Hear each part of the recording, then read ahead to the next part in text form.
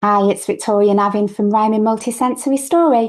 Let's have a look at the role of proprioception in sensory storytelling in relation to Ramadan. And this year, Ramadan runs from the evening of the 17th of February to March the 18th. So, what is proprioception? Well, proprioception is your body's ability to sense where it is and how it's moving, even with your eyes closed. It helps you know the position of your arms, legs, and joints and lets you move smoothly and stay balanced. Examples of proprioceptive activities include touching your nose with your eyes closed, walking without looking at your feet, and putting on a jumper. For some of our learners, it may look like this. Pushing against a therapy ball builds joint awareness through gentle resistance. Reaching for sensory objects encourages arm extension and spatial awareness. Rolling slowly on a mat supports whole body orientation and feedback. Moving weighted items provides deep pressure input to muscles and joints. Stretching arms through in a fabric body sock reinforces limb positioning and movement. Let's have a look at the role of proprioception in sensory storytelling in general. So, body awareness, heavy props, pushing and pulling or resistance activities help learners connect physically to the story. For example, recreating dragging a net of fish ashore by pulling a net of beanbags. Character embodiment and confidence building, proprioceptive actions, stomping like a giant or crawling like a creature, deepen role play imagination and confidence through movement.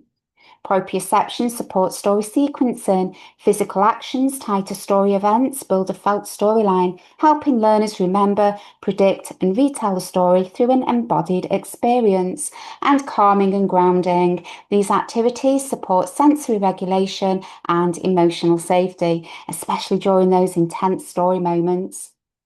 Let's have a look at some examples of proprioceptive invitations for Ramadan. Prayer mat unroll and roll. So invite and support the learner in rolling and unrolling a small prayer mat or rug. This supports tracking of arm and hand movement through rolling and body awareness. Firm grip and push-pull actions strengthen proprioceptive feedback.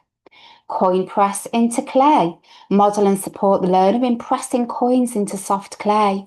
This supports body awareness as learners experience hand positioning and strength. Pressure as pressing coins requires controlled force and grounded engagement, symbolizing giving and charity during Ramadan. Star push with cushion. Model support and invite students to push star-shaped cushions or foam blocks using their hands or feet. This supports body awareness of arm-leg extension and directional movement, strengthening of proprioceptive input through pushing against resistance and pressure, and there's a link with symbolism and proprioception as stars connect Ramadan to Ramadan night skies. Water jug pour. Model, invite and support students in holding, tilting and pouring a small jug of water into a cup, then returning it upright. This supports coordination, grip, tilt and balance.